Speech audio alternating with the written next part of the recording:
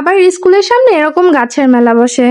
আর আমাদের সাথে যে 2-3টা ভাবি থাকে, মানে আমার সাথে যে 2-3টা ভাবি থাকে, তারা হলো গাছ পাগল। সারাক্ষণ গাছ নিয়ে আলোচনা, সারাক্ষণ গাছ লাগায়। আর আমারও গাছ ভালো লাগে, কিন্তু আমার বারান্দায় যথেষ্ট পরিমাণে জায়গা না থাকায় আমি সেরকম একটা গাছ কিনি না, লাগাই না। তবে আমার যে কয়টা গাছ আছে তাতেই আমি খুশি।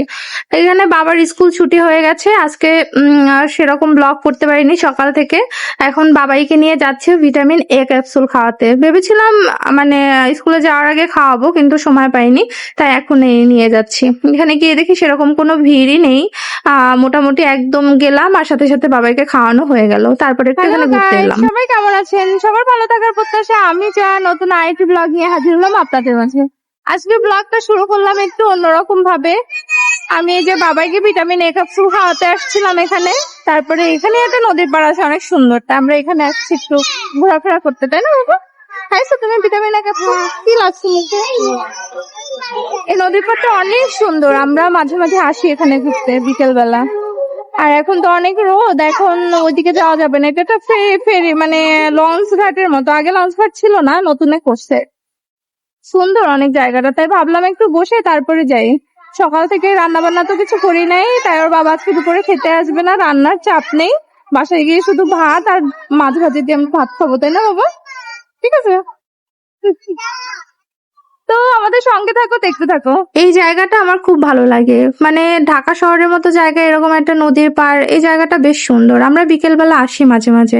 আর এখানে যেহেতু এলাম, ভাবলাম বাবাই আর আমি একটু ঘুরেই যাই, তাই বাবাইকে নিয়ে একটু ঘুরতে বেরোলাম। যেহেতু রোদ ছিল, সেরকম একটা মানে গরমের জন্য ভালোও লাগছিল না, তাও বাবাইকে নিয়ে একটু ঘুরতে বের হলাম, এই আর কি। এখানে আরো অনেক লোকজন ছিল, যে রোদটা একটু পড়েছে তখনই আমরা এটার উপরে আসলাম। এই যে আমরা ঘুরতেছি আমি আর বাবাই নদীর পাড়ে। দাঁড়াও, ওটা কি মহাদেবের শিবলিঙ্গ নাকি? ওটা তো এমনি মহাদেবের শিবলিঙ্গ, এখানে কোত্থেকে আসবে? দেখতে ওরকম তাই। নদীর ধরো নদীটা একটু দেখাই সবাই। এই যে দেখো কি সুন্দর নদী। বাবা হাত ছেড়ে যাবা না কোথাও, যাও গাছের ভিতরে ঢুকে যাও। কিরকম কাটা কাটা কেন? তাই সত্যিই তো কাটা লাগছে। এই যে আমাদের ঘোরাফেরা শেষ হলো, এবার আমরা বাসায় যাবো। তাহলে কি করবা? হ্যাঁ,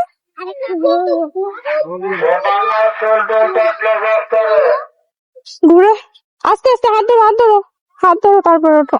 এই যে এটা ওটা মোটা দড়ি অনেক, এই যে দেখো কত বড় মোটা মোটা শিকল, এগুলা এটা বেঁধে রাখে। তাই অনেক ছেলেপেলে আসছে এখানে, সবাই পোলিও খাওয়াতে আসছে, এসে ঘুরে বেড়াচ্ছে। এই দৌড়ায় না, দৌড়াচ্ছ কেন? জায়গাটা অনেক সুন্দর, তাই না? এই যে আমার টুন্টি বাবার হাত ছেড়ে দিতে আমার ভয় লাগতেছে, কারণ সামনে হলো নদী, কোন সময় বাই চান্স পড়ে টুরে যায় যদি। আমি ওর হাত ছাড়তেছি না, হাত ধরে রাখছি। হাত ছেড়ে দেও না, না দাও। চলো বাবা, অনেক গরম, প্রচুর গরম লাগতেছে। তাই এখন আমরা চলে যাবো বাসায়। বাসায় গিয়ে রান্না করতে হবে আমার টুকটাক, তাই না বাবা? চলো আমরা চলে যাই। তো বন্ধুরা বাসায় চলে আসছে। বাসায় এসে ক্ষুধা লাগে গেছে প্রচুর পরিমাণে, মুখে চোখে জল দিয়ে এই যে খাচ্ছি রুটি। বাবাই তো একটা দিছে, রান্না করে নিতে যেত এখনো। এখনো কয়টা ভাত উঠে দিব, আর হলো মাছ ভাজি করবো,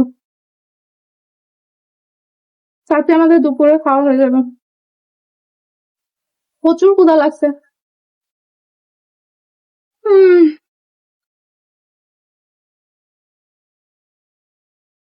জানো এই রুটি আমার মোস্ট ফেভারিট খাবার। মানে একটা রুটি, মানে যে পিস পিস করে রুটি থাকে, আর যদি একটা নিয়ে আমি একাই একবার শেষ করে দিতে পারি। কি পরিমাণে খাদো ফেলে ভাবো। কিন্তু খাই না, এখন মনে রয়েছে, ওর বাবা রয়েছে, সবাই রেখে একবারে একটা রুটি খাওয়া যায় বলো, তাই জন্য ধীরে সুস্থে খাই। কিন্তু আমার অনেক পছন্দের খাবার এই যে রুটি। এই যে দেখো যথারীতি চলে আসলাম আমি আমার কর্মস্থলে, মানে রান্নাঘরে। এখন মাছটা ভাজি করে নেব, যেহেতু ভাবলাম যে রাতেও রান্না করতে হবে, তাই ভাবলাম কি যে একবারই মাছটা ভাজি করে নেই, তাহলে রাতে আর ভাজি করার প্যারাটা থাকবে না। তাই জন্য একবারে রাতের মাছটাও ভাজি করে নিয়েছি। মাছ এখন দুটো আমি আর বাবাই খেয়ে নেবো না, আর যা যা থাকবে সেটা রাতের একটা তরকারি ঠরকারি কিছু একটা রান্না করবানে, তাই ভেবে আর কি মাছটা ভাজি করে নিয়েছি। ওদিকে মাছটা ভাজি হয়ে গেছে আর বাবাইকে পাঠালাম স্নান করাইতে। বাবা ওইদিকে স্নান করতেছে আর আমি এখানে বিছানাটা চাদরটা পাল্টে নিলাম। ঘর ঝাড়ু দিতে হতো, ঘরটাও ঝাড়ু দিয়ে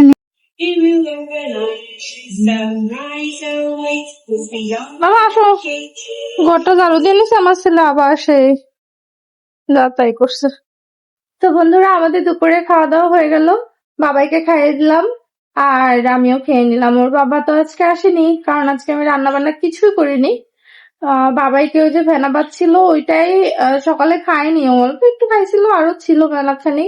তো এটা দিয়ে মাছ ভাজি দিয়ে মাংস দিয়ে খাইয়ে দিয়েছি, মাছ ভাজি করলাম আর কালকের মাংস ছিল তো সেটা দিয়ে খাইয়ে দিয়েছি। আর আমি একটু ওই যে কালকের ভাত ছিল কিছু, সেই ভাতটা জল দিয়ে মাখাইয়া তারপরে আলু ওই কি বলে মাছ ভাজি আর মাংস নিলাম 2 পিস, তাই দিয়ে খাইছি। যাক দুপুরে খাওয়াটা ভালোই হয়েছে। আমার এই যে মেলা ধরনের তরকারি দিয়ে মাছ এই টাইপের থেকে এই যে ভাজি টাজি দিয়ে ভাত খেতে অনেক ভালো লাগে। যাক পেটটা ভরে গেছে খেয়ে দিয়ে, এখন এক্ষুনি রেস্ট। বাবাই একে একটু ঘুম পাড়াবো, দেখি বাবাই ঘুমিয়ে গেলে তারপরে ঘরটা গুছিয়ে নিয়ে সন্ধ্যার সময় বাবাইকে নিয়ে আবার একটু পড়তে পড়তে বসতে হবে। কি গুছাইলে? আচ্ছা উঠে যাও। আচ্ছা তো তোমাদের দুপুরে খাওয়া দাওয়া হয়েছে তো? যদিও এই ভিডিওটা কালকে তোমরা দেখবে, তো দুপুরে কে কি দিয়ে খেয়েছো কমেন্ট করে কিন্তু জানাবে। হ্যাঁ আমি কিন্তু আজকে পান্তা ভাত খেয়েছি। তোমরা কি দিয়ে খাইছো? পান্তা ভাত খেতে কিন্তু অনেক ভালোই লাগে বুঝছো। আঠা আঠা আঠা আঠা কোথায় যেন একটু দেখছিলাম, তা ভুলে গেছি। যাই হোক, তো আজকে মানে সকাল থেকে তো সেরকম কাজ বাজের কোনো ভিডিও সেরকম করতে পারিনি, কারণ আমি কাজই করিনি সকাল থেকে। আজকে আর্জেন্টিনা খেলা ছিল সকালবেলা, তা ঘুম থেকে উঠে স্নান করে আর্জেন্টিনার খেলা দেখছি বসে বসে। তার ভিতরে তোমাকে আমি অনেকবার ডাকছি কিন্তু তুমি ওঠোনি। তা বাবাইকে অনেকবার ডাকছি আমি, হ্যাঁ ঘুমাইছিল ওঠেনি। বাবা তুমি ঘুমাচ্ছিলা, ঘুমের ভিতরে কি অত জোরে চিল্লাই ডাকা যায় বলো? আচ্ছা ঠিক আছে। তারপরে সেই তারপরে খেলা দেখলাম, তার ভিতরে খেলার ভিতরে গিয়ে আমি ওর জন্য কটা ফেনা ভাত বসাই দিয়ে আসছিলাম, কাঁঠালি আটি তারপরে আলু এগুলো দিয়ে আর ডিম সিদ্ধ দিয়ে সকালে ওরে খাইয়ে দিয়েছিলাম। অল্প কয়টা খাইয়েছি, মানে এত লেট করে ঘুম থেকে উঠছি যে স্কুলে নিয়ে যেতে পারতেছিলাম না। তার ভিতরে আজকে আবার ওই যে ভিটামিন এ ক্যাপসুলের ইয়া ছিল, ক্যাম্পেইন ছিল, সেখানে নিয়ে যেতে পারি না, ভাবলাম স্কুলে যাওয়ার আগে খাইয়ে দিয়ে যাব, তার হলো না। পরে স্কুল থেকে বের হয়ে তারপরে তো নিয়ে গেলাম, তা তো তোমরা দেখলেই। তো চলো এখন একটু রেস্ট নেই, তারপরে একবারে আবার বিকাল বেলা আসবো, ঠিক আছে? টাটা। হ্যালো বন্ধু, বলেছিলাম আবার বিকালে দেখা হবে, চলে আসলাম বিকালে। এখন বাজে হলো 6টা 5। আমি কিন্তু ঘুমাইনি, হ্যাঁ আমি একটা ভিডিও বানাচ্ছিলাম, এই ভিডিও টিডিও কমপ্লিট করে এখন ঘরের বেহাল অবস্থা হয়ে রয়েছে, এখন এটা গুছাবো। একবার কিন্তু দুপুরে সব গুছাই টুছাই তারপরে শুয়েছি, একটু শুয়েছি বলতে বাবারে ঘুম পাড়াইলাম, আমি তো আর ঘুমাইনি। এখন ওরে ও জাগার আগে ঘরটা একটু গুছাই নি, ওর বাবা আবার চলে আসবে না। ওর বাবার আবার ডাস্ট অ্যালার্জি, তো ধুলো ময়লা একেবারেই করতে পারে না। আর আমার ঘরে উনি সবসময় এলোমেলো করে রাখে, এমনি ধুলো হয়ে যায়। ক্ষুধাও লাগছে, চলো কিছু একটা বানাই, দেখি কি খাওয়া যায় আজকে, বানানোর মতো নাকি বর কিছু নিয়ে আসবে কে জানে। দেখি কি খাওয়া যায়, চলো। রান্না বান্নাও করতে হবে, কতগুলো জামা কাপড় কাইসে দিছি সেগুলো মেলতে হবে, মেলা কাজ আছে। চল। আজকের ভিডিওতে আমি একটু বেশি বকবক করে ফেলেছি বলো তোমাদের সাথে। আসলে কথা বলার মানুষ না পেলে যাই হয় আর কি।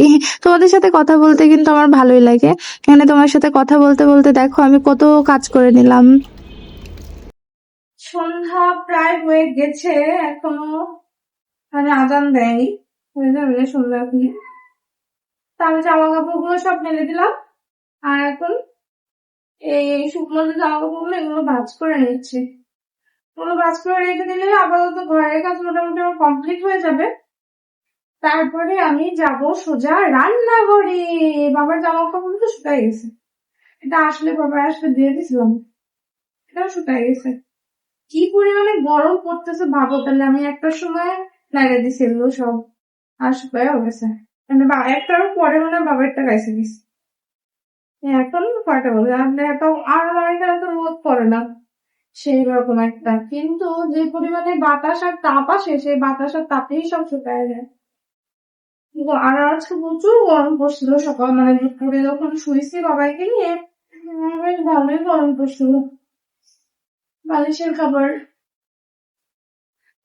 খাবার আর আমার এমন একটা সমস্যা যে বালিশের কভার গুলা যে আমি এই যে কিছু দিলাম না এটা এখন আমার রাখবো এক জায়গায় কিন্তু পরে যে সে এটা বুঝতে বুঝতে আমার পাগল হয়ে গেল যে কোথায় যে রাখছি সেই জিনিস আমি আর মানে মনে করতে পারি না যে কোথায় রাখছি আশ্চর্য এই তো সবসময় আমি মনে করে রাখি যে আজকে এটা রাখছি তো এটা মনেই থাকবে এখানেই রাখছি এটা মনে থাকবে কিন্তু সেই জিনিসটা আর আমার মনেই থাকবে না। বাবা এটা এখন উঠেনি বাবা উঠে পড়ো সন্ধ্যাবেলা বাবাইকে পড়িয়ে তারপরে রান্নাঘরে চলে আসলাম আজকে রান্না করব হলো আলু আর পেঁপে দিয়ে এই যে রুই মাছের তরকারিটা দুপুরবেলা যেটা ভাজি করে রেখেছিলাম আর এই দেখো আমার বর আজকে আবার আমার জন্য এই মাছ নিয়ে আসছে সেদিন মাছটা রান্না করছিলাম পরে নাকি অনেক ভালো লাগছে তাই জন্য সে আজকে আবার এই মাছ নিয়ে আসছে তারপর মাছটাও কাটা লাগছে ভাবলাম তরকারি একবারে রান্না করে তারপরে আমি মাছ কাটতে বসবো এখানে আমি তরকারি রান্না হয়ে গেল আর ডালটা বসিয়ে দিয়েছি আর এইগুলো আমি কালকের জন্য কেটে রেখেছি পরিমাণে যে গরম রান্নাঘরে যা বলার মতো না গরমে তো পাগল হয়ে যাচ্ছে আজকে কি পরিমাণে গরম পড়তেছে দুপুরবেলাও মারাত্মক গরম পড়ছে আর এখন রান্নাঘরের সঙ্গে টিকতেই পারতেছি না গরমে কি অবস্থা বাবা কি কষ্ট হচ্ছে গরমে রান্না করতে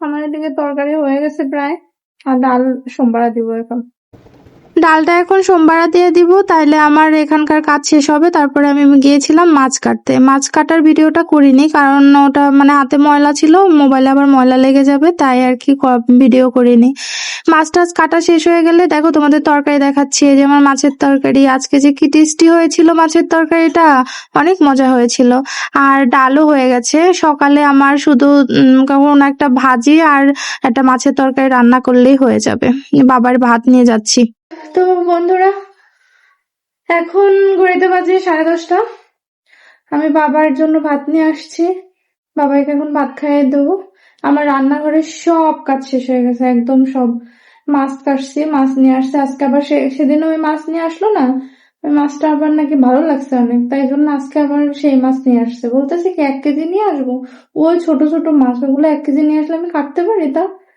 তারপরে সেই বলছে 1/2 কেজি নিয়ে আসো পরে 1/2 কেজি নিয়ে আসছে সে 1/2 কেজি কাটছে আমি না আগে মাছ কাটতে পারতাম না জানো আর এখন মাছ কাটতেছি কত কিছু যে করতেছি যাই হোক ও ব্যাপার না পরিস্থিতি যখন যেরকম তখন সেরকম পরিস্থিতি যখন যেরকম হবে সেটার সাথেই মানিয়ে নিতে হবে ওটা নিয়ে আফসোস করার কিছু নাই তো এখন বাবাই তুমি জানি কি আঁকছো সেটা একটু দেখাও তো বলো কোনটা আঁকছো তুমি আনতে একটু দেখাও এইটা আর এটা কেমন হয়েছে জিজ্ঞেস করো আন্টিদের আন্টি আগে জিজ্ঞেস করো আন্টিদের আন্টি কেমন হয়েছে হ্যাঁ খুব সুন্দর হয়েছে একটু জোরে বলতে হয় বাবা চলো খায় না চলো ওঠো ওঠো খাওয়াই দে ওঠো ওঠো ওঠো এই এতদিন ট্যাপটা সরাই রাখছিলাম আজকে আবার ট্যাপটা খুঁজে পাইছে হ্যাঁ এখন সেই ট্যাপ দেখবে আর ভাত খাবে আর মশারিটা ওইভাবে ফেলছে কে জীবন দাস কাঁথাগুলো কে ফেলছে জীবন দাস দেখছো আমার কষ্টের দাম দেয় আমার ছেলে ও ঘরটার সব পরিষ্কার করে মুছে টুছে নিছি আর কিছু নেই তো বন্ধুরা এরপরে যদি আর কিছু শুট করি তাহলে তো ভিডিও করাই হবে আর যদি কিছু না শুট করি তবে আজকের ভিডিও এখানেই সবাই ভালো থাকবেন সুস্থ থাকবেন আর এই পর্যন্ত যদি কেউ ভিডিওটা দেখে থাকেন তবে অবশ্যই এটা লাইক করবেন একটা কমেন্টও করবেন আজকের মতো আমার বকবক এখানেই সবাই ভালো থাকবেন সুস্থ থাকবেন আর সবসময় হাসি খুশি থাকবেন আর আমাকে ভালোবাসবেন আজকের মতো টাটা।